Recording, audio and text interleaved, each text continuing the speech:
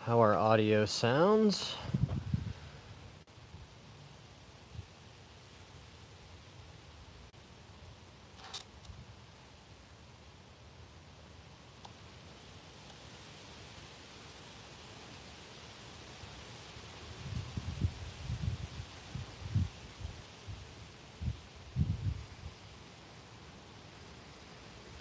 So I think the goal for today, guys, is mostly just to try to answer some questions, maybe work on a little bit of ball striking. Just to try to answer some questions, maybe. But mostly we want to see what you guys have been working on.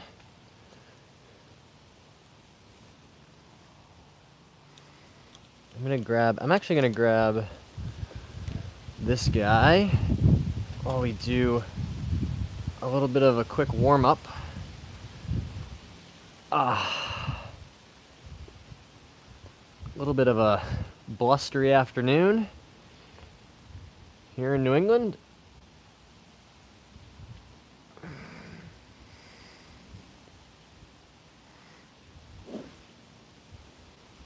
Okay.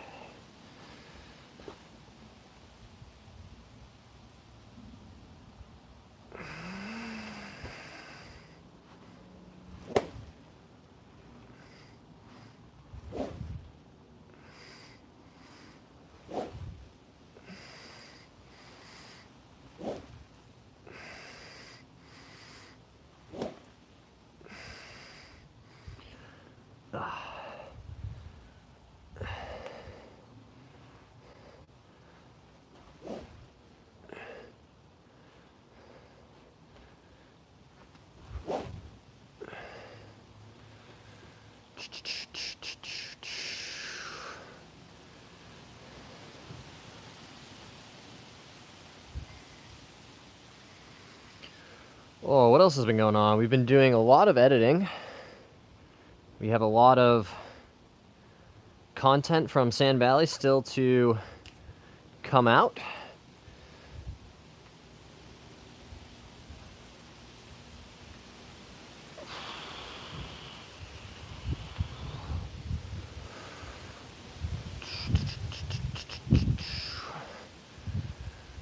Do do do do. Do do do. Do do do do. Do do do do do. Do do do do.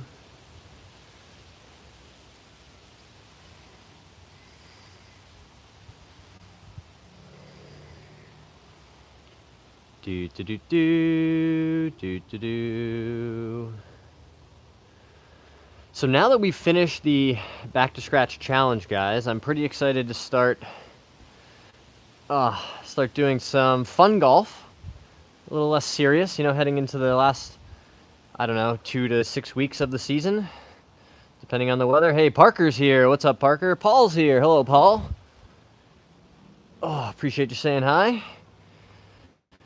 I am doing well. I am. It's been, I'll be honest, guys, it's been a kind of a rough couple weeks for me. I'm not really sure entirely why. I was talking about this in therapy earlier in the week, but just one of those stretches where just even getting out of bed feels like hard work.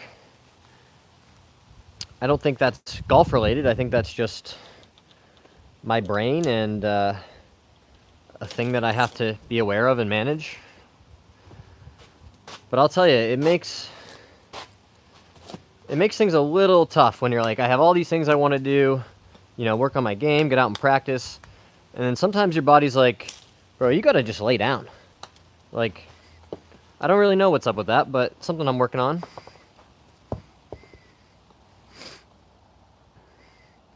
And pretty excitingly, I have some medical appointments coming up to get my knee checked out.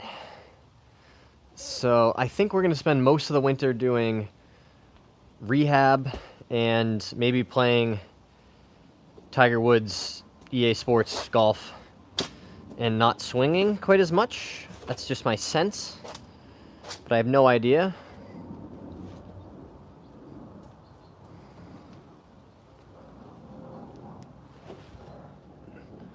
I'm extremely happy with how I've been striking the golf ball. Really, like my last round, I think I made 5 birdies, still shot over par. So it's really close. It's really, really close, guys, to playing, some really good golf.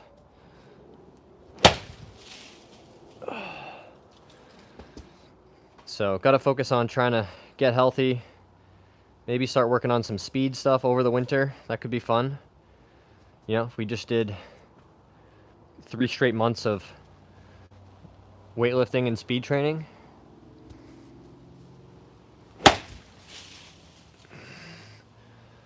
Oh. Maybe if we're feeling frisky, we could get the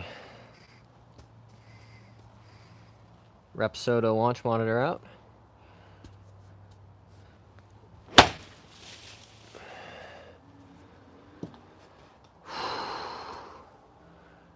I wish my body felt a little bit better today, but that's okay. You know, there's lots of people who would trade places with me. Somebody out there is walking for the last time today, right, guys? You know, crazy things happen every day.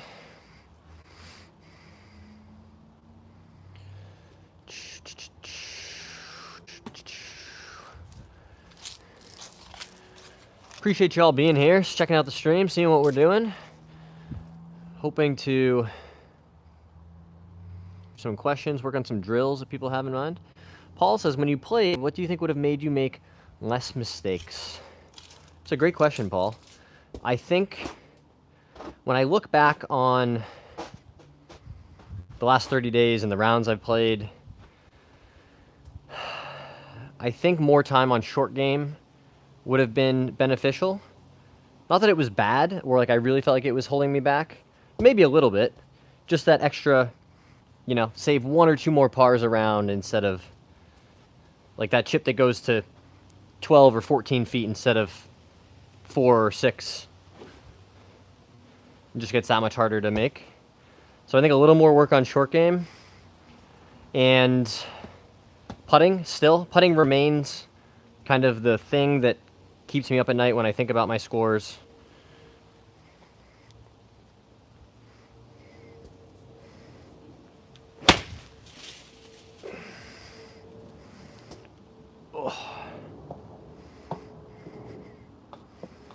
Definitely still some tightness in the body, but that's okay. Garrett's here. What's up, Garrett? One of my buddies at Q School right now. Played good first day. Last 2 days hadn't had his stuff. Hate it for him. Oh. He's been to final stage before, but ain't going to get out of first stage this year. Man, it is such a grind, guys. I wish the average sports fan, even golf fan, just had a better idea of how difficult it is to make it through Q School onto the PGA Tour and then keep your card for multiple seasons. It's one of the hardest thing. It's insanely competitive. The quality of golf that you have to be able to play, not only like for a couple rounds, right? You got to play, you know, many rounds, shooting in the low 60s probably, on really hard tournament golf courses. Garrett says he's so good too, it's unreal. Yeah, dude, I know. I've seen it myself. I've seen guys who couldn't make it on the mini tours, and I watch them and I'm like, that's the best golfer I've ever seen with my eyes. You know, somebody who can go out and shoot like a carefree 68, like they weren't even trying that hard. And that guy's like, I couldn't sniff making a living at this. I was a club pro because I wasn't even close to being good enough. It is really, really crazy. Hey, Thomas said hi. Hello, Thomas. That's why maybe this will resonate, Garrett, because you're a pretty good player, but, you know, the best golf I've ever played in my life, I was like a +1.5 handicap. And all of people, you know, my wife's family or other people are like, oh, you're really good at golf. You know, are you going to try and go pro, play on TV? And I'm like, I at least know enough to know that I'm not even close, right? I think you got to be playing off like +6 and probably like a tournament +6 if you really thought you had a chance to make a living playing golf. It's really, really, really hard. There's levels to it, right, Garrett? That's what I always say. There's levels to this. You know? My goal is to be a really good amateur golfer. I have no dreams even of, like, it's just not realistic. Granted, if somebody like waved a magic wand and said, tomorrow you're going to be good enough to play on the PGA Tour, like, do you want to try? Yeah, sure, yeah. But that's not the reality. Paul says, I think you need a bit more aggression in your play and thinking. I would be wanting you to just make sure you made as close as you can to a perfect swing. You can still do the Senior Tour. Senior Tour could be fun. Although I think that tour is potentially even more difficult to break onto. Really good amateur. Same here, bro. It also costs a ton of money, $5,500 just to try first stage. Yeah, that's the other thing, too, is people are like, oh, well, just go try out. It's like, you can't just show up and be like, I'm here for the PGA Tour, right? Yeah, you got to pay for travel, caddies, equipment. For me, I would need like a very large physical therapy budget. I probably need like a full-time, just travel around with me, on the road type trainer. Country Boys is here. Matt's here. Hey, Matt. Matt says, what are some drills I can do to lower my handicap? Well, Matt, tell me a little bit more. What is your handicap currently? And what do you struggle with the most in your game?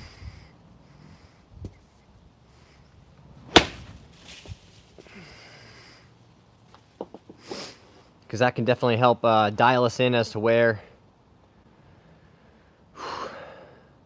we might point you, Matt. You need to be getting a birdie every 3 holes. Oh, I think Paul's saying if you want to, play on tour, right? Or if you want to try to get through Q school or something like that, right? Yeah, that feels right. 6 birdies in a round for 18 holes. Maybe more. Maybe more. Matt says I'm an 18 handicap. Struggle with my driver. Okay, so if you're struggling with the driver, couple things I would tell you. Number 1 is you got to learn to embrace it.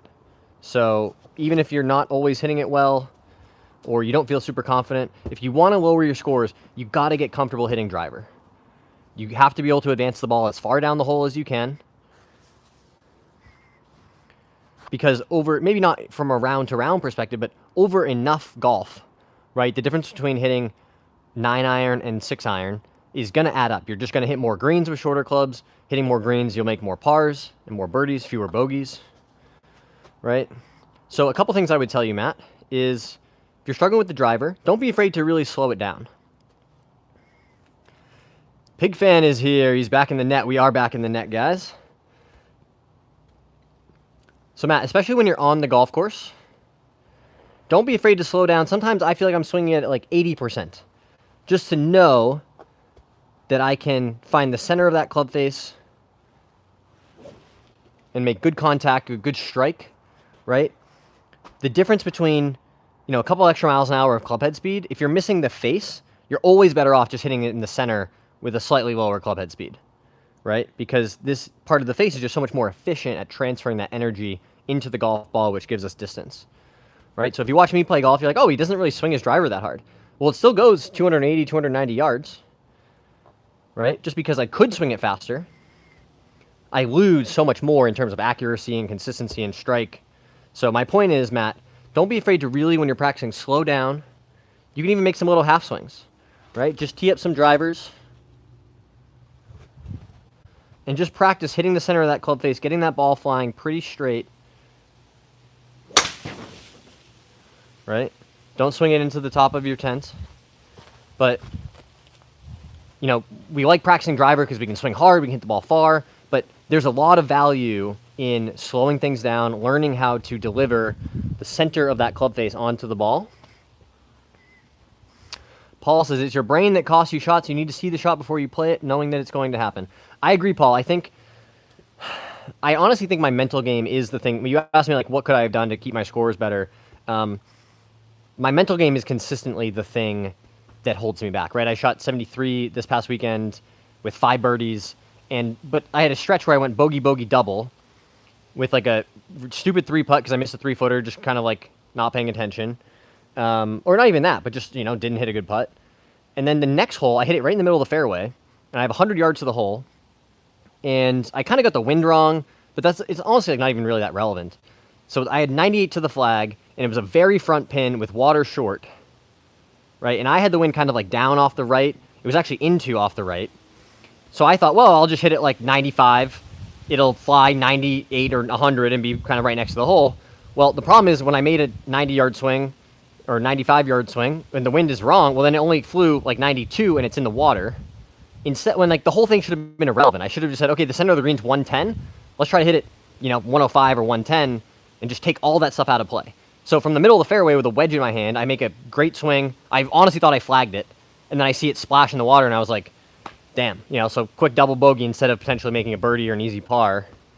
And those are the holes that really hold me back, right? Where if I had a caddy to just say, what are you talking about, dude? Just hit it in the center of the green, have a putt for birdie, and go to the next hole. So I do think that's something I need to continue working on. I have invested in the Decade system, the Scott Fawcett course management program. So I'm excited to see if trying to learn some more stuff through that. And I'm familiar with Decade. I've been a customer of theirs before, but for whatever reason, I just never stuck with it. I didn't really implement it into my game.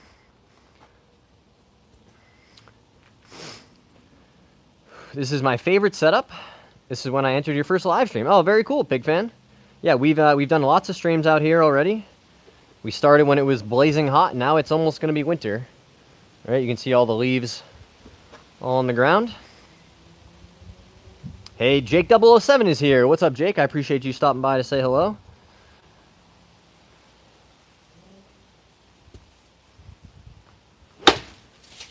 That was thinned. Britt, any recs on swing path drills? Any experience with tools like Blue Box for alignment? So, Britt, I don't have any experience with the Blue Box. However, I would tell you one of my favorite drills for path is to obstruct the path that you don't like, right? So we do this drill a lot with people who come in and say, I'm slicing my driver, how do I fix that? Well, this is one of my favorite drills. One drill to fix your slice forever, right? Take this driver head cover, drop it down behind the ball to the right. So what I'm demonstrating here, Britt, is a kind of inside and over the top or steep path that we're trying to avoid, but this would work on the other side, right? If you're too shallow, you would put it here, right? And instead of coming away from the inside, you try to feel a little more steep, and neutral. But most people struggle with a slice.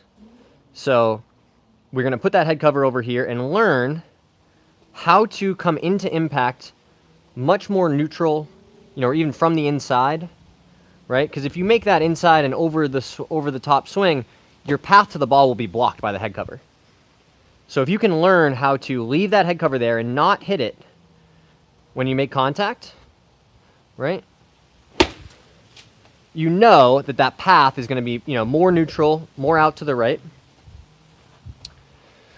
Even par golf. How do I fix my opened face at the top of my backswing? So if the face is open, really at any point, right? We know that, you're going to see the ball going to the right. And how do we fix that? Also, Britt, if that helps, drop a comment, or if you have any follow-up questions, let me know. We're here to help.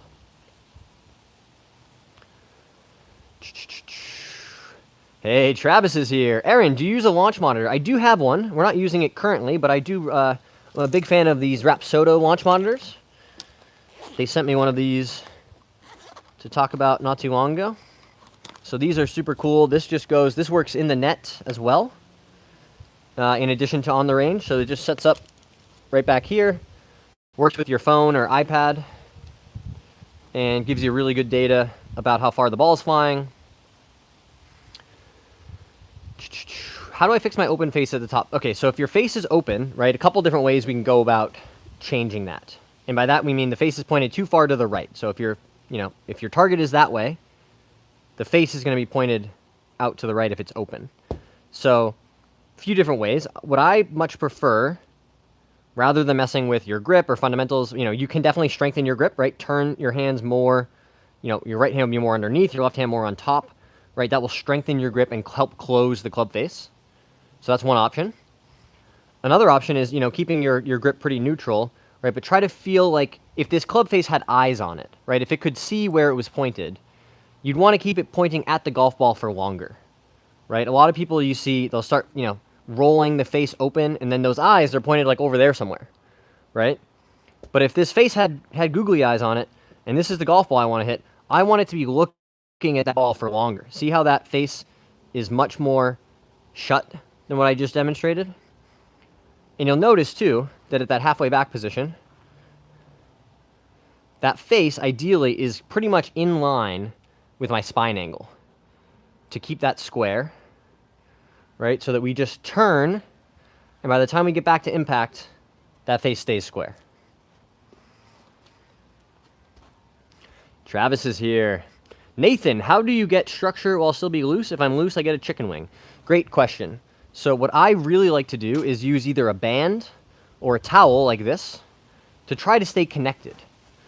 You're going to put this under your arms like this on both sides, right? And what you're going to try to do when you swing is maintain the connection in your chest and your arms, keep everything moving together, right? Because if you chicken wing, you're going to drop the towel. Same thing in the backswing. If your right elbow starts flying, lost the towel. What you want is to be able to make a swing, keeping all of this connected, right? And it's going to force you to just turn back and through. So turn, turn. And you see how this towel is still connected? It didn't even move, hardly budged, because my arms and my chest are swinging together. There's much more connection here. It's really going to help your ball striking. There's a reason you see lots and lots of pros and really good players doing this drill, because it just works. It really helps build that feeling of what you need to do to compress the ball. Paul says, you don't have a lot of confidence, but I think you can do to turn it around. Like a few shots you came up short, whereas if you just played shots into the green at 100% power. You're not wrong, Paul. I do think when I played my best golf, it's because I firmly believed like I'm the best one on this golf course or in this tournament. I can remember playing in a club championship a couple of years ago against the guy in the final match. It was match play. The guy who had won the previous 2 years ended up beating me on 18, and maybe won the year after that. Right, so really, really good player. And I remember texting my friends before the final round, being like, "Oh, you're excited to, I'm excited to play this match, right? It's against the best player at the club and that guy, right?" And I was telling myself, I'm the best player at this club. And I do think that is effective. And, you really have to have just a truly like 100% confidence that you're going to pull off every shot you try. But it is hard, right? Especially after,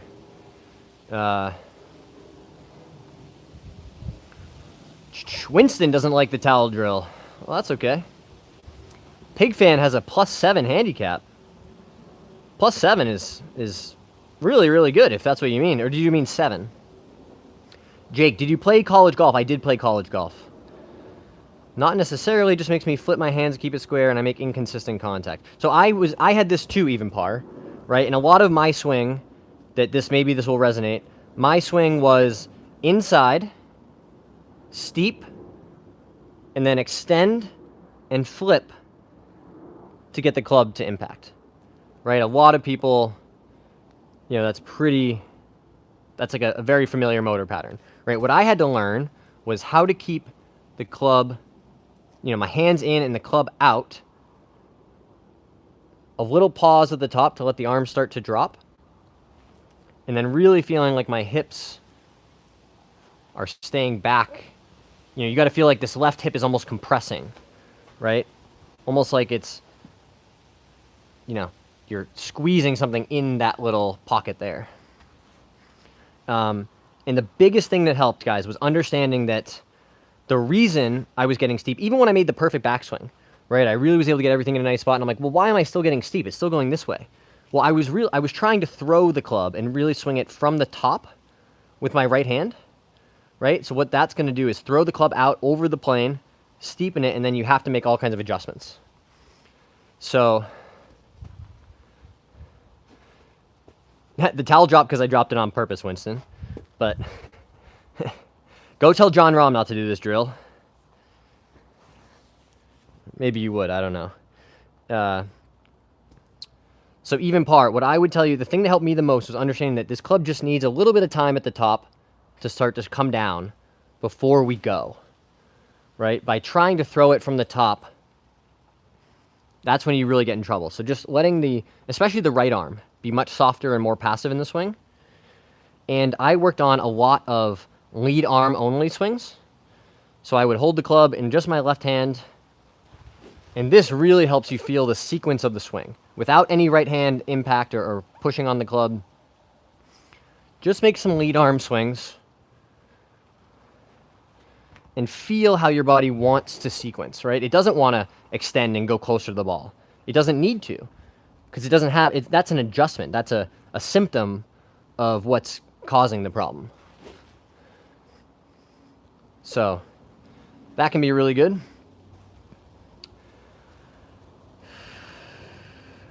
Trick of the mind, exactly, Paul. I think it's just you got to speak it into existence almost, right? The lead hit back helped me a lot. I'm glad, Thomas. It definitely has worked for me, especially with driver. I was watching on video and I found myself just really getting closer to the ball this way. So I almost have to feel like I'm falling away from it. I'm not. When I watch on video, it's really, stable, but I have to feel as if I'm going this way, right? I have to create this space, and my torso and my chest have to stay out of the way. So sometimes for me, when I get, really out of sync, I start going this way, right into impact, and instead trying to feel more, this hip is going back and around, right? If my hips were on a track, right, they would kind of go back and then back again, right? That's what I try to feel when I do it right. Do you have the feeling that your hands stay low? No, not so much. I honestly try to feel like my hands are just there to attach to the club, right, to hold it, but I'm mostly swinging the club with my legs and my body, right? If my wrists weren't able to go this way, right, to do anything to the club, then I would have to just turn to square it up. Another great drill you can try, Thomas, is the Ludwig Oberg paddle hand drill. You guys have seen me do a bunch of this, right? So you're going to swing the club with mostly just the lead side. This hand is going to attach to the club, but just in a very passive way, right? We're just kind of pushing it up against the back of the grip. And then learn how to hit shots like that. And you can probably hear that was like, a pretty good strike with some speed behind it on a shot where I'm only swinging it really with one hand, right? So by taking that hand out and learning how to hit shots, that can be a very effective way to work on taking some of that casting out and the steepness that creeps into the downswing.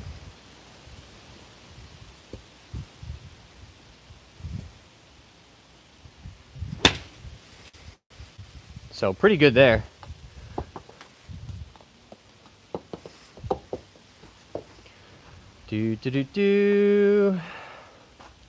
What is your handicap? Right now we're around a 1.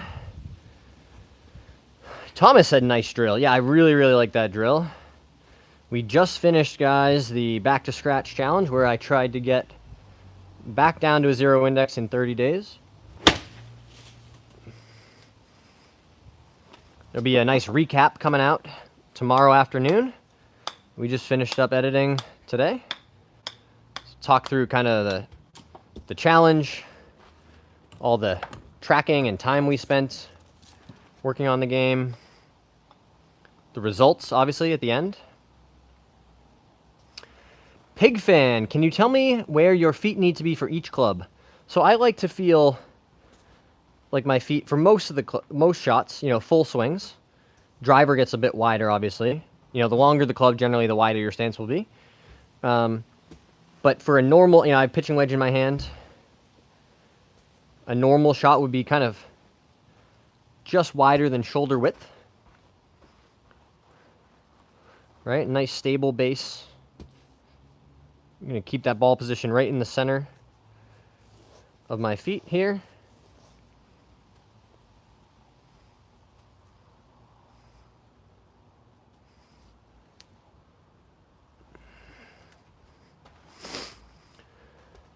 Hey, Aiden's here. I still can't fix my early extension, and I'm squatting in transition, but can't stay down. So, Aiden, this is very common. So don't feel bad about, continuing to need to work on this. What I would tell you is, if you haven't already, then continue, or start or continue doing a lot of slow motion reps where you're trying to feel what your body needs to do, right? Not coming up this way, but staying down and rotating. And it could be literally at this speed. You could go just incredibly slowly, trying to feel what needs to happen to keep this pelvis out of the way from getting up into the box where we're trying to swing. So slow motion reps is number one. Number two, I would tell you a bunch of freezer drills. So it gets very hard to early extend when you pause at the top. And I love this freezer drill for not only ball striking, but to really help with some of that early extension by forcing the transition to slow down. Right, and I can feel my hips, everything is wanting to continue rotating this way. Tom the Bomb is here. Aiden says, I bought a Tour Striker Smart Ball. Do you know anything about it? I don't. Tell me more about it, Aiden. Is that one of those that hangs around your neck? I've seen those, where you try to keep the arms together to... It's the same exact thing as the towel drill, to be clear. Right? Whether you're squeezing your arms to a ball that sits in between your forearms or you're holding the towel under your armpits. The thing you're trying to achieve is the same, which is connection.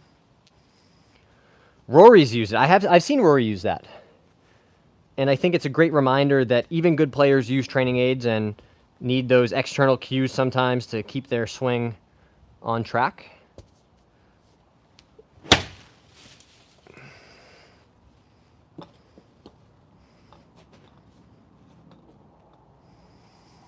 All right, I'm going to keep hitting a few more with this towel here. The one that Winston really didn't like. But that's okay, guys. You're not going to make everybody happy.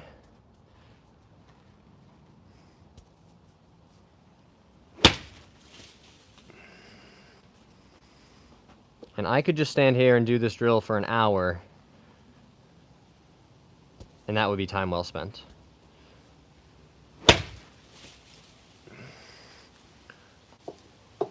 Because it's just the same way you see Scotty Scheffler practicing his grip. He's got that grip trainer that he keeps in his bag.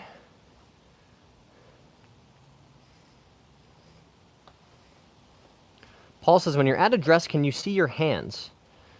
Yeah, of course. My hands like that are right here? How would I not see them?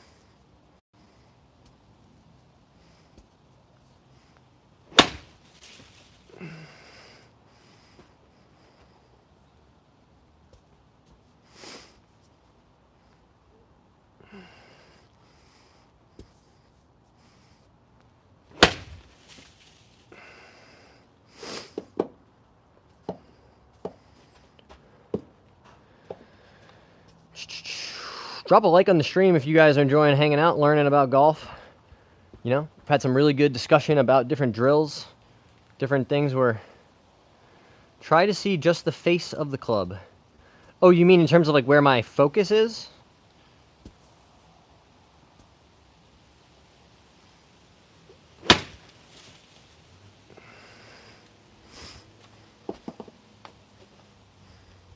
Oh boy. We've opened up a new wound in the hitting mat. Gosh, we are running out of intact turf from which to hit. Hi there, Tommy. Tom the Bomb Golf is here. Shout out to you, Tom.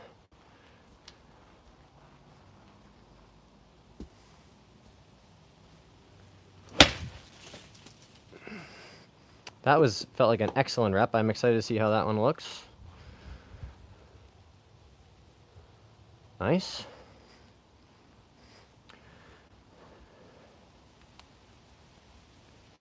Oh, no offense taken, Winston. I think one of the cool parts about golf is there's 1,000 different ways to get it done. You can watch Jim Furyk or Matt Wolff swing, and then watch Jon Rahm swing, and you're like, they're not even playing the same sport, it doesn't look like. And yet they both get that club face back to square. I do agree with you, Winston, that for beginners, this can potentially cause confusion, right? Because, you know, when you're just trying to get somebody to strike the ball solidly. However, I do think for cleaning things up or keeping things together and connected, for a lot of people, they're going to fit in practicing. And to your point, you know, maybe for a full backswing, right, you're going to, you know, there has to be some disconnection, although I'm not entirely convinced I agree. But with driver, I'm not sure I would do this drill with full swing drivers because, you know, maybe you get some bad habits. Tom the Bomb says, I love your irons. Oh, you want to see the irons? Let's talk about those. So these guys I just rebuilt on, well, actually we did it on the stream, so some of you guys saw the process of unshafting our old Tacomo irons and pulling these TaylorMades out of the box, putting them back on the shafts, put some new green and yellow ferrules on them, which I think are pretty neat. We've got C-Taper 120 gram shafts in here. S plus flex, I think, so between stiff and X. This is a very stout shaft, though, to begin with, so I don't think I needed much more than that. As you can see, we've had these for quite a while. We've put lots of reps into them. What I love about it is the low bounce in this sole, just how narrow this sole is. It for me, being slightly on the steeper side, works really, really well. Although I will say, I was talking about this last night, I think I have finally accepted that having blades all through the bag, currently I play 5 through 9 iron. Hello, my love. Hi. You guys superstars. Were they good? Nice. Nice. Hello, do you want to say hi? Do you want to come be a superstar? Come here, baby.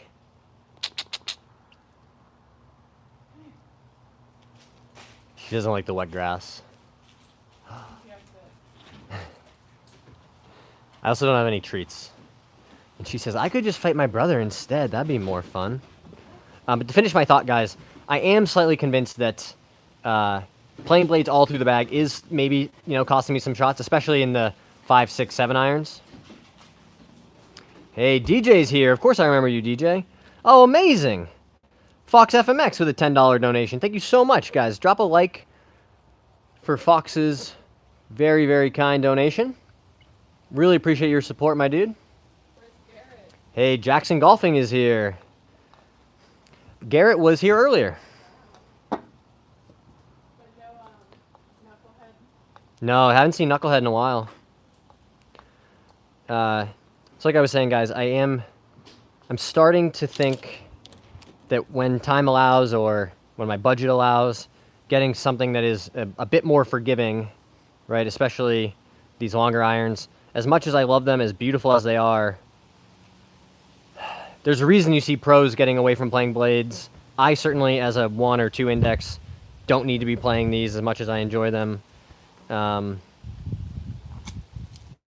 But we'll have to see. I think something like a T100 or a P790, something that is more in that player's distance, forgiveness type category. Hey, Jackson, of course I remember you.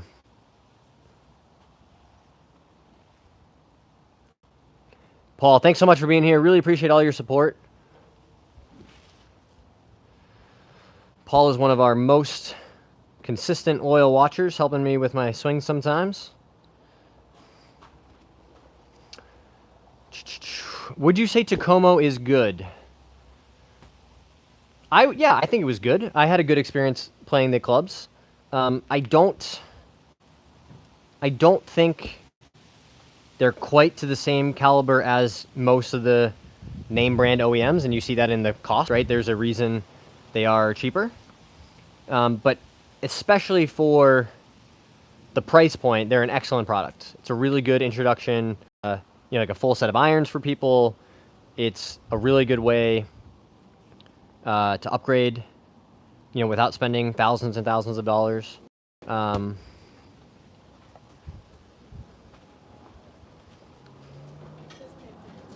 Oh.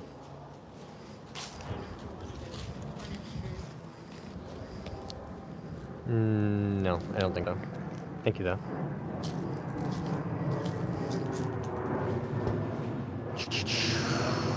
Hey, Steve is here, staying warm up in New England. We are doing our best, Steve. Definitely doing our best. Today's not so bad. It's almost 60. Took the dogs for a nice walk earlier.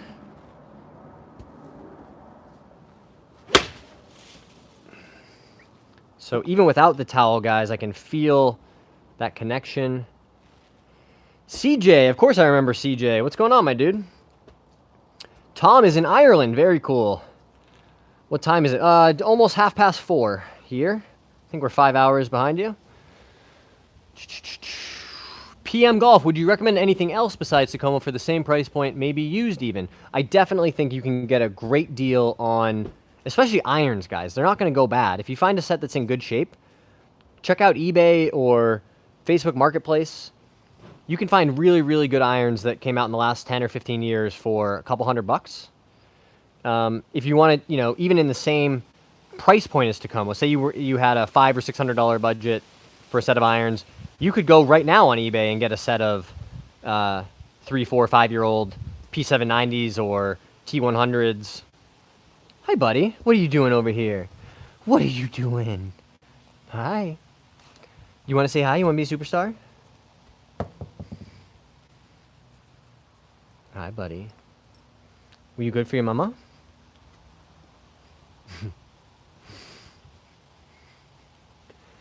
Travis, how long have you been YouTubing? We started in January of this year. So I talk all the time about how blown away I've been by the amount of support from the audience and community that we're working to build here in just such a short amount of time, to be coming up on 5,000 subscribers, guys. If you haven't already, hit the subscribe button. We're like 5 million views, over 5 million views on the channel. I certainly have worked hard at it and been very consistent trying to film and post regularly. I think we posted every day for months and months now. But yeah, really just still getting started, it feels like. And it's hard when you compare yourselves to all these, YouTubers or people that have been doing social media for a long time, and they have these teams and budgets, and it's just me with a phone trying to, make some cool stuff and share some stuff. So all the videos, every video you've seen has been edited by me, recorded by me.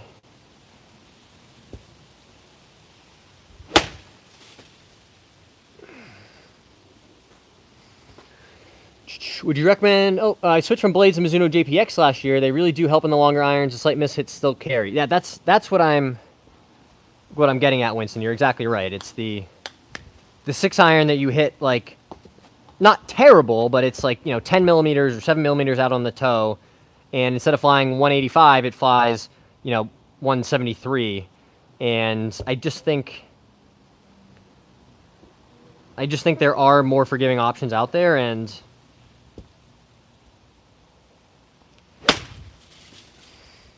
however, I want to be cognizant of my own biases. I tell people all the time that you're better off spending your money on lessons and practice than you are new equipment, for the most part. But this idea that a lot of us get around, I'll just get a new set of irons, I'll just get the new driver, I'll get the new putter, and that will solve it. It's not really going to work that way. If you buy a new putter and you also start practicing an hour a day on your putting, well, of course, that would work. Stinka's here. Hey, Stinka. Mason says, I hit my 7-iron 160. When it comes to driver, I get about 210 carry. I have no idea why, but some guy recently told me he thinks my driver's dead. Is that true? It could be, Mason. You'd have to hit it on TrackMan, or maybe bring it to a shop where they could take a look at it for you. It does seem unlikely that if your 7-iron's carrying 160, then your driver would only go 210. But that could be because of, the wrong shaft, or it could be really spinny. You could be hitting down on the driver a lot. So that even when it goes straight, it's not, the launch conditions aren't optimized. Tom says, I love your hat. Thanks very much. This is from Mammoth Dunes out in Wisconsin. Steve says, Rex for a 10 handicap looking for a little more control. So, Steve, when you say more control, are you talking irons, driver? You want more control of the golf ball in terms of its flight? Like, are you over curving it? Are you hitting it the wrong distance? Tell me a little bit more about what you're looking for. Oh, thanks, Travis. I appreciate your support. That's awesome. Well, let's grab our towel and keep doing some of these here.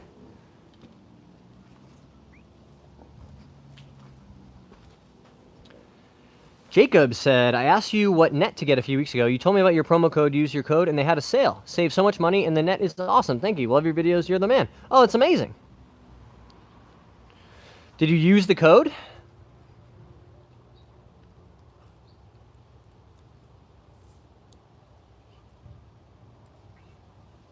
Let's see. I haven't checked this in a while.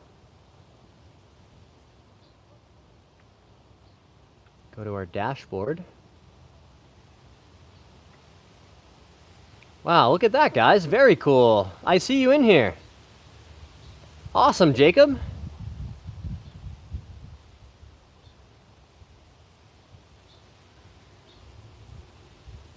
Check this out, guys. Like Jacob, if you want to learn more about the net return, I'm a huge fan of this product. Jacob, tell me more. So you've got the net return. Have you enjoyed it? Are you happy with the purchase? Steve says, looking for irons.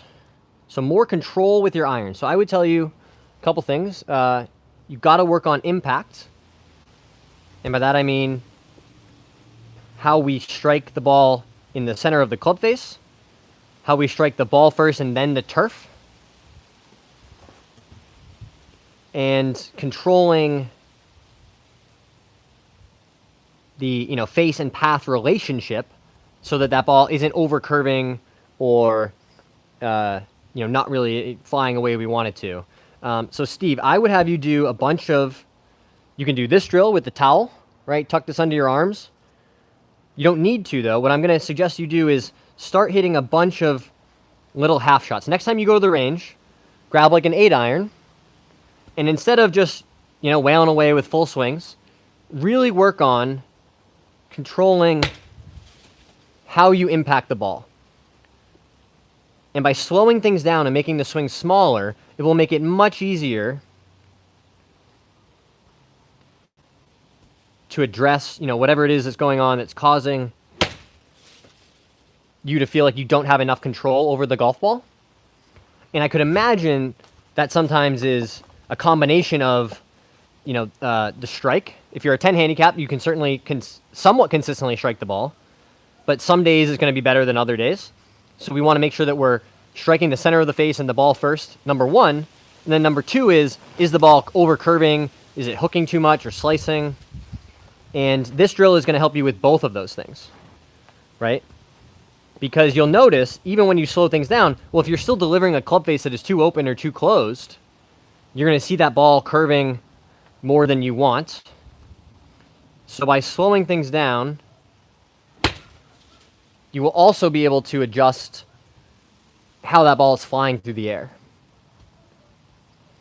Hudson said hi. T250.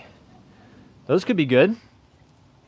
Jacob said, love it. Fits in my garage. Live in northern Illinois, so it's getting cold. You're only 2 months in. Oh, that's amazing.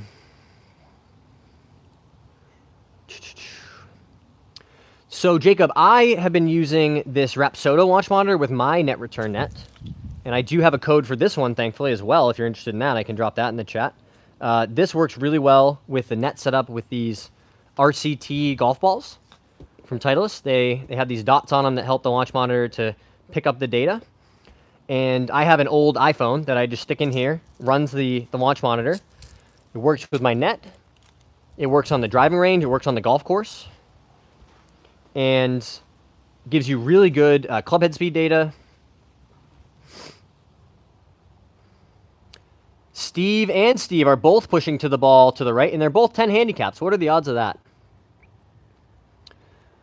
Jacob, the one thing I would tell you is you got to make sure you do your research about the launch monitors for your space. I'm fortunate that I have you need about 8 feet from your ball to the net, and then another 6 feet from the ball to the launch monitor. So if you're hitting inside in a garage, that you certainly could have that much space, but just make sure you do your research to see. Oh, I know how to get it. I'll just go like this. But I have been really, really impressed with how not only accurate this is. Certainly, it's not perfect. There are times when it doesn't pick up the shot, or I'm like, well, that seems like a little bit off. But for the most part, 9 out of 10 shots for a $290 launch monitor, I have been very impressed with how accurate it is compared to what I'm used to seeing on the golf course, right? So if I play 8-iron 155 out there, and I hit it in here, and it says 154, I'm like, well, that seems pretty good. So I'll drop you a link. You can use my code. Whoops.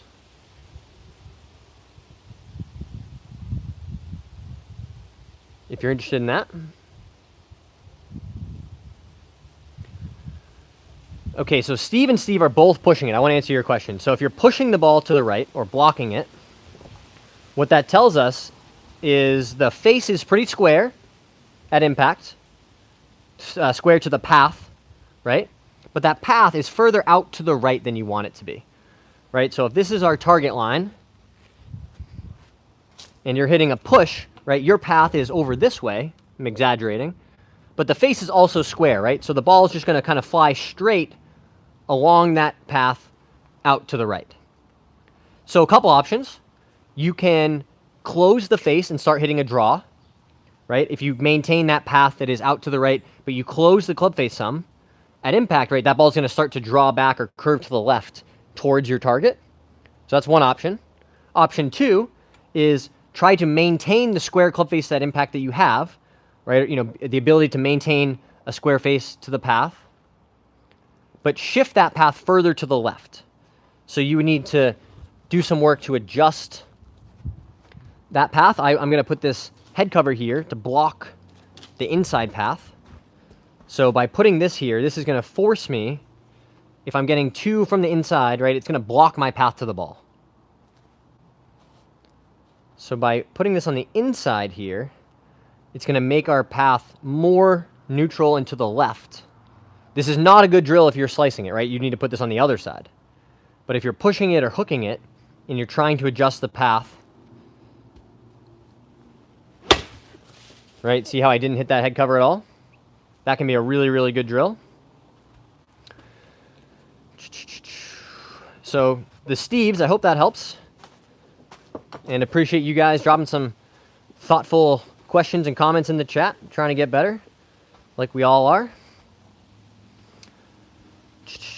MLM2 Pro, and I love it a bit pricey in the subscription, but I've improved so much since getting it. Yeah, so I think both options are great. The MLM2 Pro, which is an upgraded Rapsodo product compared to the MLM1, different price point, like Steve said.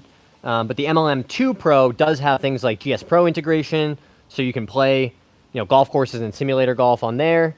It has more data, like attack angle, some stuff like that. So whichever one, fits for you. They're definitely both great products. Check out that link if you want to save some money. Best ball striking drill with full grip, no towel. You're welcome, Jacob. Check out that link. Guys, even if you want to just click that link that I dropped in the chat, that would help me out.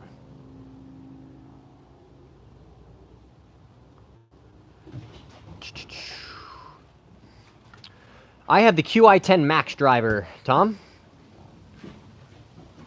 Okay, so for ball striking, guys, if you don't want to do the towel, you just want to say, hey, I'm just here to hit balls, what I would tell you to do is make a bunch of little half swings, waist to waist, over and over and over and over again, until you can 10 out of 10 times have that ball flying pretty straight towards your target. You're going to hit the ball first, and you're striking the ball consistently in the center of your club face. right? So just slow it down. That's a really good one. You can also, I really like this drill to preset my impact position, right? So I'm gonna open my hips, right? This is kind of where I want to be at impact. And then I just swing back and through little half swings by presetting that position. Hey, Sensum is here. Thanks very much for your donation, my dude. Everybody drop a like on Sensum's very kind donation. Thanks so much. Steve says, I fixed my slice a few months ago. Must just be overcorrected now. Very possible. It's me again, Daniel. What's up, Daniel? Appreciate you being here, my guy. We are chatting about different drills, different equipment setups.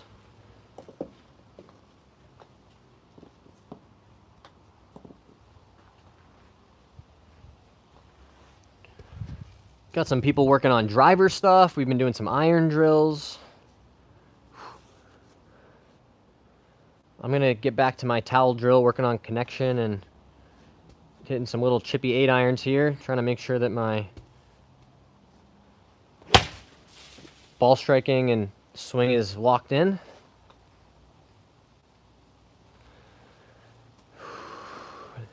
These days, when I hit my driver, it feels like the head cover is still on. I know exactly what you mean. It's cold days, you feel the impact, and then you see how far the ball flies, and you're like, that doesn't seem right. Can it be right? But it's a combination of things, obviously. That colder golf ball is not going to fly as far. The air is going to be denser. Your body's not going to really want to move as fast.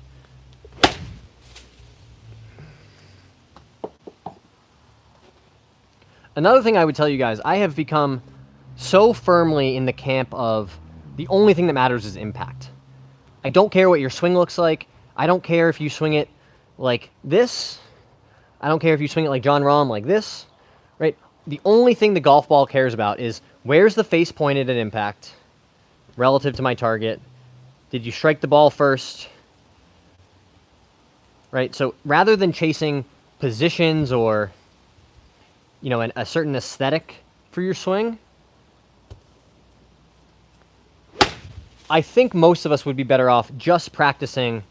Again, once you've gotten your swing to a functional point, you have to be able to hit functional golf shots. But once you've done that, really what you want to focus on is just, can I consistently strike the ball and center my shot pattern over my target?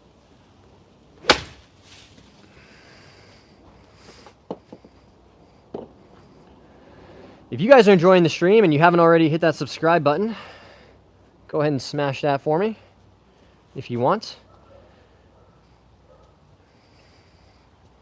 We're trying to build some momentum back up on the channel, right? When YouTube says, oh, you seem like you've slowed down posting or not been posting as much, we're not going to push your stuff out as much. And it's okay to take breaks and slow down for a little while, but trying to ramp things back up and get, you know, the channel moving and grooving the way I want it to be. And part of that, guys, is I just have been not feeling 100%. And I don't mean as far as illness, but just I'm somebody who's prone to some anxiety and depression, and those things are normal, right? It's something that everybody deals with at some level in their life. For me, it just happens to be a little more debilitating, you could say. So starting to come out the other side of it, but for the last couple of weeks, it's been really hard to feel, you know, motivated or excited about things. Even just daily life, chores and taking care of the house and the dogs and stuff has not felt particularly easy. I'm fortunate that I have access to tools like therapy. I have a support system with an incredibly supportive partner. So I'm very grateful for those things, but you know, it's okay to take a step back and allow yourself to recover. My golf career, are you scratch? Not anymore. Maybe again someday, but not at the moment. We're like 1 point something right now, 1.5. But I used to be you know, play off like plus 1.5, between plus 1.5 and 0 for a long time. Rook says, we're all here if you need it. Segmented mental progression is better than no progression. That's a great perspective, Rooks, and I appreciate you saying that as well. Hey, Tom, thanks for being here, my dude. Thanks for checking out the stream. Also, guys, I haven't been talking about this or, really done much promo of it, but YouTube has memberships now. So if you're like, hey, I really want access to early videos or shorts and stuff that John's putting out, you can go ahead and sign up to be a member of the channel, which is a cool option that YouTube gives us now. Keep it up. Thanks very much, Tom. We are certainly going to try. But like I was saying a minute ago, guys, if you've been following the channel for a while, you know that I talk about these things. I've talked about my sobriety, my struggles with alcohol. I've talked about my struggles with mental health. And I'm going to keep talking about those things. But part of doing that is, some transparency and honesty to say, like, hey, I've been having a hard time. I talk about these tools like therapy and sobriety, and those are great tools. But they don't make you immune, right? I'm still going to have bad days. I'm going to have bad days again in the future. But I get through them faster and, more effectively because I have those tools, because I've done things like therapy and continue to. That doesn't make those bad days easier, but I think having some acceptance of they're coming, they're going to come again, and you just have to get through them as best as you can, right? And if your effort isn't 100%, well, 80% is still pretty good, or 50%, right? But you're not going to be at 100% every day.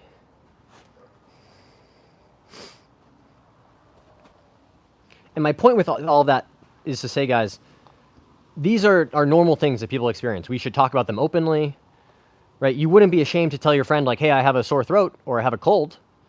You shouldn't feel guilt or shame to tell people, like, hey, I'm having a hard mental health day, or I'm not feeling my best. I think by talking about these things openly, it really helps to destigmatize them.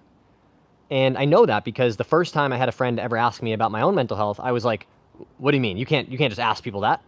And I had somebody who just said, hey, how's your mental health doing? And I was like, what? What do you mean? And at the time, it wasn't great. Now, obviously, they were asking that for a reason. But by trying to talk openly about these things, I think we really need to do a better job of not making people feel stigmatized. These are normal things. Every person in the world has had a down day or experienced some depression. We don't need to feel awkward or weird talking about this stuff. So I'm going to keep talking about it. I'm going to keep sharing my experience, talking about tools like therapy, tools like sobriety. The reality is that I'm in a much better place. I'm much better equipped to handle those hard days than I ever was before. But even just knowing that they're going to come again makes it a little easier. It's like, okay, I'm mentally prepared for this. You aren't caught off guard. So much of how we respond to things or deal with adversity is about expectation management, right? So if you go through life expecting like, well, nothing bad is ever going to happen. Every day is going to be great. Well, I hope that for you, but it's not going to be the case. Even the richest person in the world has bad days. And if you have some expectation that they're coming, then you're much better prepared when they do come. I don't think this idea of, oh, well, something bad happened now, I don't know what to do. I don't think that's very effective. Or, like, I wish this day would never come. Well, they are coming. Bad things are going to happen. And you know what? You can do everything right. Just like in golf, guys. You can hit a perfect drive right down the center of the fairway, pick up your tee, you walk down there 300 yards, and it's in the middle of a big old divot. Right? That doesn't mean you did anything wrong. It just means that bad stuff happens sometimes. Similarly, just like how you sometimes, slice a drive or miss it way out in the trees, and it hits a branch and it bounces back in the fairway. Well, you didn't make a good swing, but your ball's in the fairway. Golf is a lot like life in that way.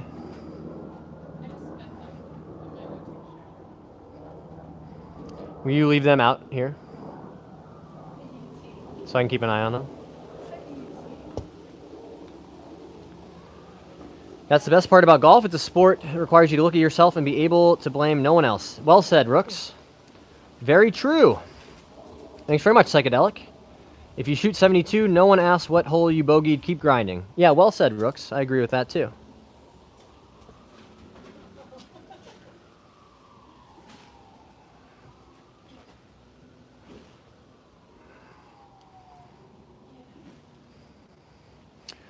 Fox says, golf is very much like navigating through life, obstacles everywhere. Yeah, exactly, Fox. And just like life, some days your swing's going to feel great. You're going to be like, oh man, this feels easy. I'm just, going out there. I'm picking my targets. I'm hitting the shots. And other days, you're going to be like, have I ever done this before? Do I know how to play golf? I think there are so many great corollaries between navigating the world and navigating a golf course. So I'm glad that you agree and that resonated, Fox.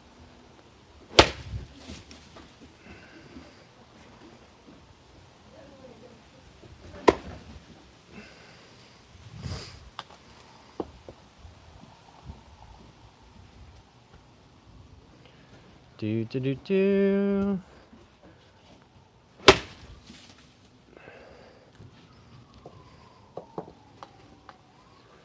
Oh man, I am gonna miss these irons if I do end up getting new ones at some point.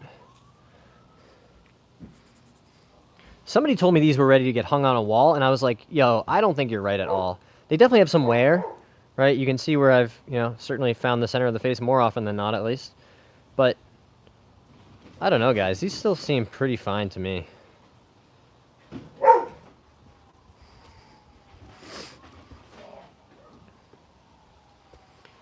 Golf and how we view ourselves are very synonymous. Well said, Rooks.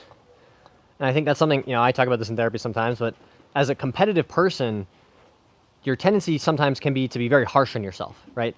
What can I do better? Can I work harder? Can I do something different to get a different result?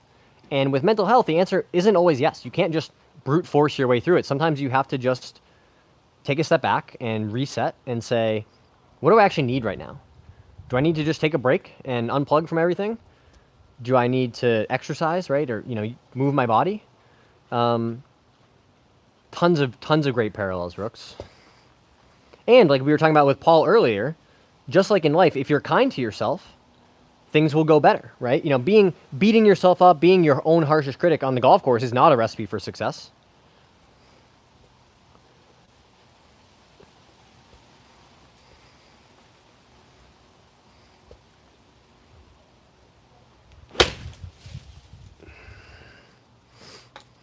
One thing I am interested in trying out is I've heard a lot of people talking about this little hip set move at address. Like keep your hips a little more towards the target. Just that little bump. And I feel like I kind of am liking that feeling. I think when we stop saying if and start saying when, that's when things get better. Well said, Rooks. Very well said, my friend. I would add to that most people say, I can't do that, right? When successful people say, I haven't done that yet, right? Don't say, I can never break 80. Say, I haven't broken 80 yet. You're definitely capable of doing it. You're capable of doing pretty much anything you set your mind to. And that mindset makes such a big difference, right? Instead of, I can't do that, that precludes any effort. Like, why even bother trying?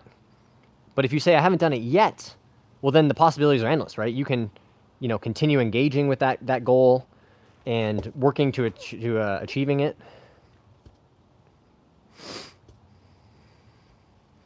Seguto teaches that very thing, keeping the weight forward. Yeah, it's just a little bump at address. Hey, Clicks is here. What's up, Clicks? Everyone like and subscribe. Thank you so much, Clicks. If you guys haven't already smashed that like button, go ahead and do that for me.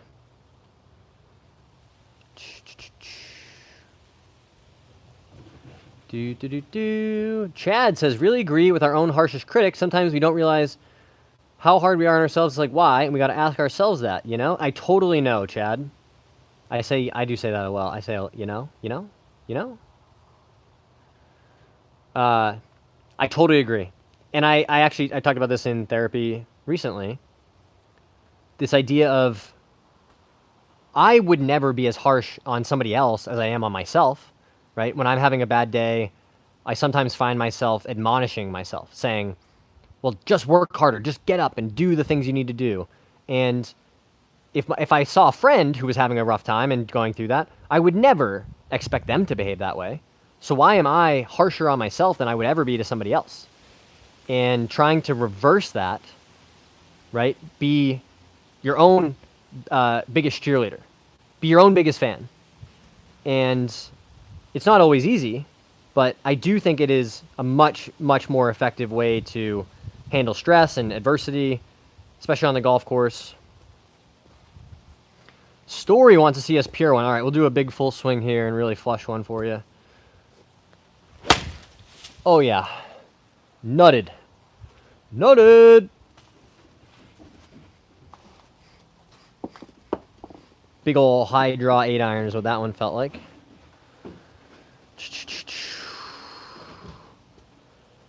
Dude, I know. How crazy is that story? You can't just have, like, head coaches in the NBA getting arrested in gambling stings. Like, what? I feel like that story has not maybe caught on because it's so new, but crazy, crazy story, guys. Like Clicks was saying, the head coach of the Portland Trailblazers and an active NBA player, Terry Rozier, got arrested for, like, match fixing, basically. Like the 1919 Black Sox, if you guys are familiar with that story from baseball history. I mean, that was maybe a little more egregious in the World Series, and they fixed that, but as long as there's gambling, there's going to be people trying to get an edge. And if there's financial incentive for people involved, this is just, I don't know. I can't say I'm too surprised is my reaction. It seems like this is a natural downstream effect of sports gambling being a huge part of our culture.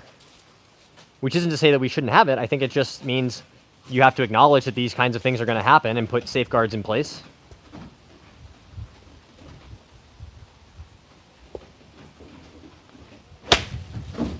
That was pulled. In much the same way, I think it's crazy that we live in a country that has 500 million guns in it. And this is coming from somebody who has owned guns, has carried guns. We just act like that isn't the case. We're just like, oh, well, everything will be fine. We don't do any, like, safeguards or, deal with the downstream consequences of that being a huge part of our culture. And you see it now. The result is, I remember when Sandy Hook happened, guys. Some of you are probably, on the younger side, maybe not remember. It was like everybody stopped. My parents we were all just like as a family watching on the TV being like, oh my God, this is the worst thing that you could ever imagine happening. And it just happens like once a week now. It doesn't even make the news anymore, right? So in a lot of areas, I think we don't want to deal with the downstream consequences of the culture and the choices that we're making. And the negative things are just going to keep happening, right? I promise this is not going to be the last professional athlete who's arrested as part of a gambling thing.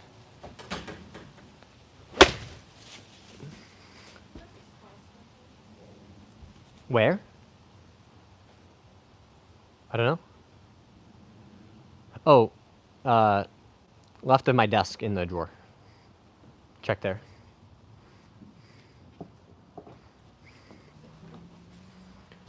I got the Dodgers back-to-back. Yeah, I don't know, guys. I'm not a big baseball fan anymore, but how do you look at that Dodgers lineup and say they're not going to win in a 7-game series? Of course they are.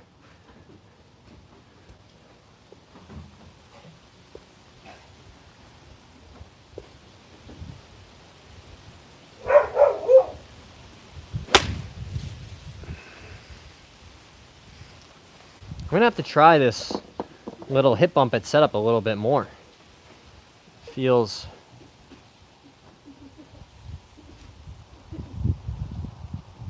like just a little bit easier to turn this hip back, right?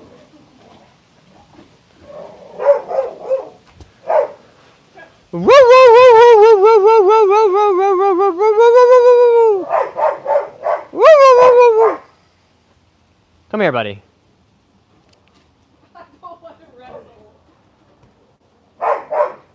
See, you're starting up the whole neighborhood now. Now everybody's barking.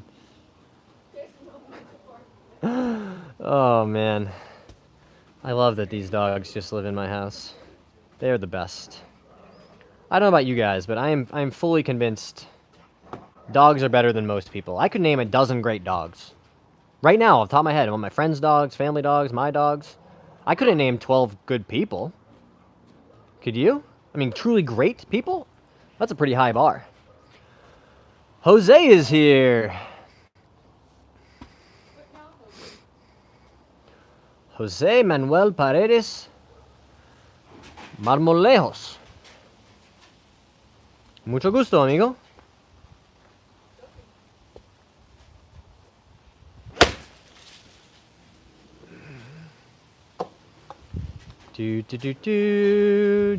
Hudson said hi. Hello, Hudson. Thanks for being here, my dude. Drop a like on the stream, guys, if you haven't already.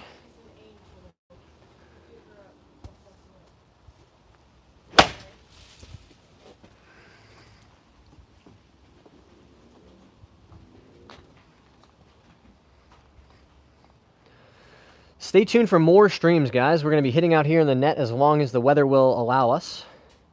And by that I mean I'll probably come out here even in the winter, maybe set up a little heater or something. Because I think this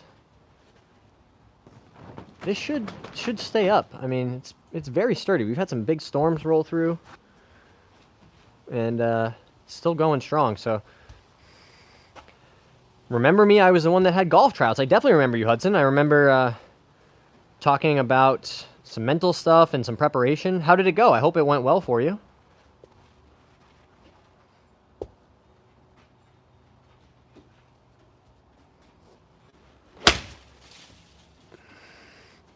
That was flushed. Welcome to Flush City, population U.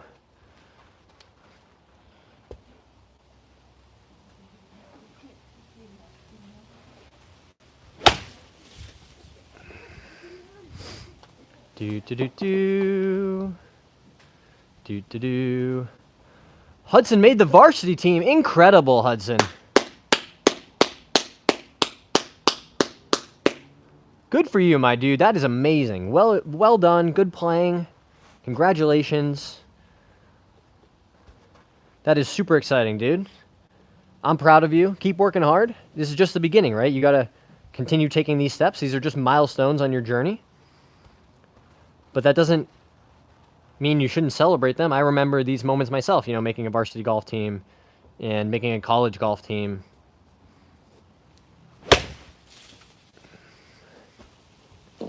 You know, winning my first tournament, all these things. These are great memories along your golf journey, so you should enjoy them. I'm also glad that you came back to the stream to tell us how you did. That's really, really cool.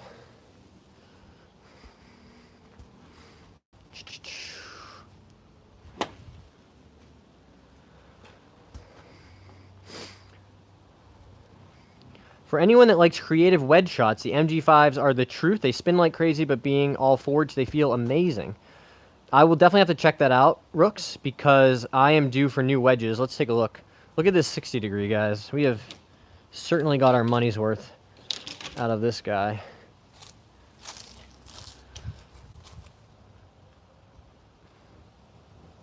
I mean, it's also dirty, but we've... But part of my problem with the Vokey wedges is that they're always cast, right? So I do think they are lacking some in the feel department. I will share, I've never been a huge fan of the TaylorMade wedges as from a shaping perspective. And I'm no TaylorMade... That's a truthful statement. Oh, I believe you. I'm probably the biggest TaylorMade fanboy in here. Right? Everything except my wedges and putter is TaylorMade. These old irons, TaylorMade. Driver, 5-wood, 3-wood, 7-wood, hybrid.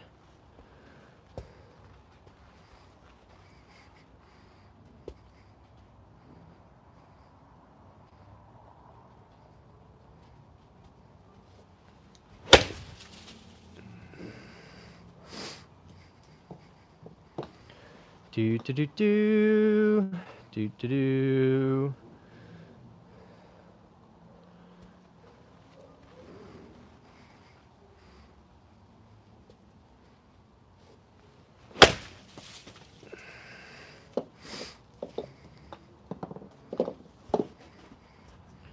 Pretty happy with how the swing is looking on camera, guys. One of the nice parts about streaming this way is I get a little quick replay right after the shot. Hey, Isaac is here, one of our moderators. Thanks for being here, my dude. John, the type of dude to say, come on, guys, quit fighting. Yeah, probably true, Iron Star. Probably true.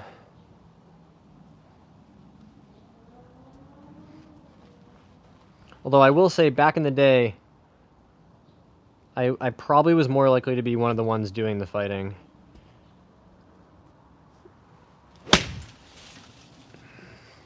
That felt pretty good. Let's take a look at that. That one looks... Fox, what are your thoughts on feeling equal pressure with the lead 3 fingers, pinky ring middle, when the trail hand, index, and thumb feeling as equal as possible? I've noticed a lot of center strikes. I'll be honest, Fox, I've never considered it to that extent. But I do think there is a lot of value in learning how to control the club with, like you said, these kind of top 2 or 3 fingers and your thumb on your left hand, right? That's where a lot of the control of the face comes from, is, you know, this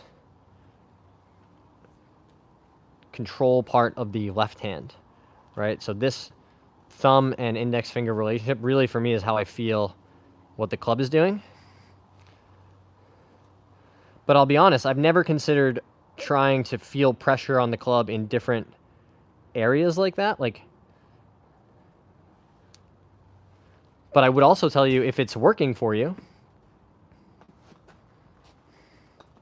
then keep doing it, man. Golf is hard, so if you find something that works, stick with it. Isaac, you're still the best YouTuber. Oh, I appreciate you saying that, Isaac. I don't know if that's entirely true. However, I do know I'm trying to be the best I can be. And that's about 99% of what's under my control.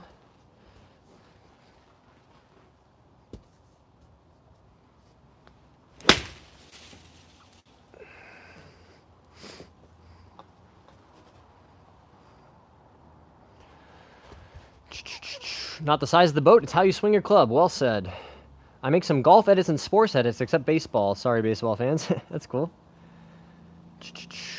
For me, grip is essential. Grip alignment, swing path is my main focus. If we go back to what Jack said, grip pressure should feel like squeezing toothpaste out of a tube. There is some interesting research done, and there's a good John Sherman podcast called The Sweet Spot that I've talked about before, guys. He did an episode with somebody who was doing testing on grip size and grip strength, and they put some sensors in different clubs and tracked how different skill levels the players grip the club, how tightly they grip it. And not surprisingly, like a Tour Pro has the most amount of actual grip pressure, but their perceived grip pressure is lighter. So the truth is, you need to be able to generate a pretty good amount of strength, right, to hold this club solidly. But ideally, you're not, focus on squeezing it really hard, right? You want to have the strength be there so that you can just feel like you're gripping it at a 3 or 4 out of 10. But that's still more than enough to control the club and the club face. Do it grip, though. Do that thang grip. I don't know, Iron Star. There's only one way to find out. I learned to have a grip that feels comfortable. Trains of Maryland, do you have any tips for hitting 7 and lower irons better? So, generally, when you hear people say, I hit my wedges and my short irons really well, but I have a hard time with longer irons, I'm generalizing. This could totally not be relevant. But generally speaking, it's because people's swing is a slightly on the steeper side, right? So with a shorter iron, if your swing is steep, you can get away with it much more easily than with a longer iron because of the loft. My best advice for you for hitting those longer clubs is learn how to hit them with a really balanced swing. You want to make sure that you're hitting the center of the club face. So if I'm swinging like a 5 iron, I'm going to make sure did I make a very nice balance. I can actually just grab a 5-iron. I don't know why I'm hypothesizing, right? And to really give myself the best chance of hitting the center of the face, I'm going to really focus on my balance and staying centered on this golf ball. Right? You hear that strike? That was dead out of the center of the face. And I'm in a very balanced finish position. I could hang out here all day long.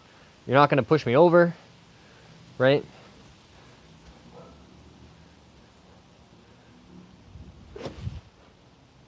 It's just very balanced. You're working on hitting the center of that club. Hey, Shane Gallant is here. What's up, Shane? Thanks for stopping by. It's nice to see lots of our regular viewers and commenters in the live stream chat today, guys. Also, if you saw the post I made recently, I think for the winter we're going to start doing some, you could call it course management training, but in reality it's going to be me streaming, 2K golf or EA Sports golf while it's winter. And of course I'll be making content about my, winter golf and working on my game. But in order to continue streaming every day and having good stuff to put out, I thought that would be something fun, and got some good feedback from the audience, people who voted on that poll saying, yeah, I would check that out.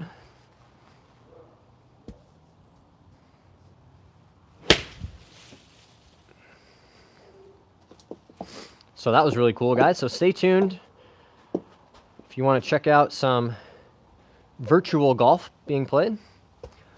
Played Setting Down in Roswell 2 days after the PGA Open qualifying. Toughest course I've ever played, and I'm a 3 handicap. True competition golf is tough. Yeah, very tough. Hey, Tom the Bomb is back. Still recommend the MetaQuest 3 with Golf Plus, especially for content. That's interesting. I'll have to look into that. I'm not sure I know much about MetaQuest or the VR stuff.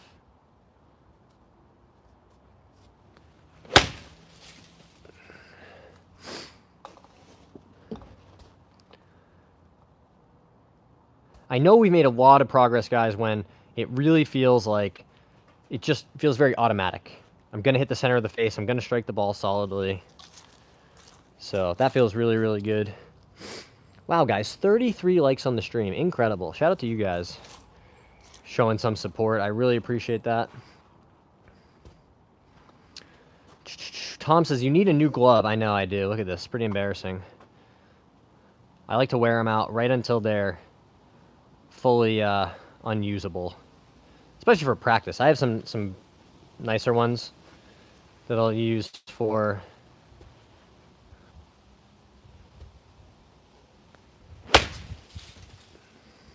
playing golf. But for practicing, when I'm just, making swing after swing after swing, I'll grab one of the old ones. There's definitely a glove company out there that would sponsor the channel, don't you guys think? Yeah, I was going to say those are the practice ones. Yeah, definitely, Shane. Definitely.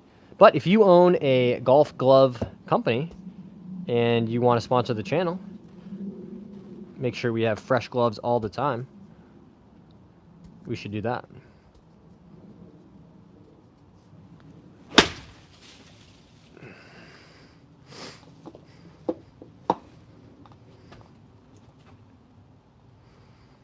Hey, thanks for being here, Fox. I appreciate your support and your very nice donation.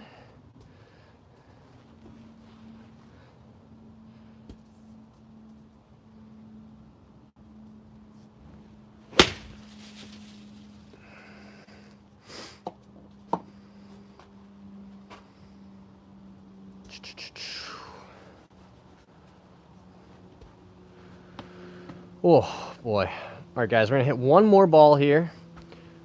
Call it at the 90-minute mark for today's practice session. Thank you so much for all your support on the channel. If you haven't already hit that like button, please help us out. If you really want to help us out, hit that subscribe button.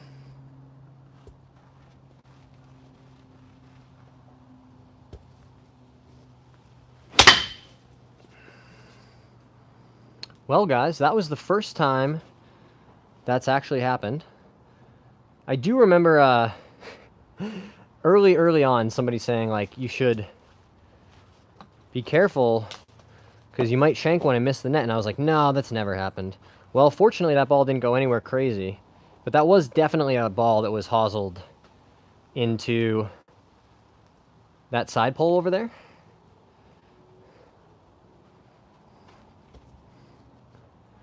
I thought your last short was pretty funny when you missed the putt and had that bonk sound. Oh, that's funny.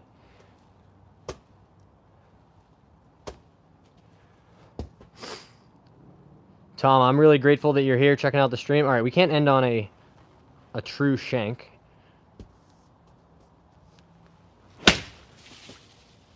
Yep, that was hit pretty good. But I'm a glutton for punishment. I want to hit one more just a tiny bit better.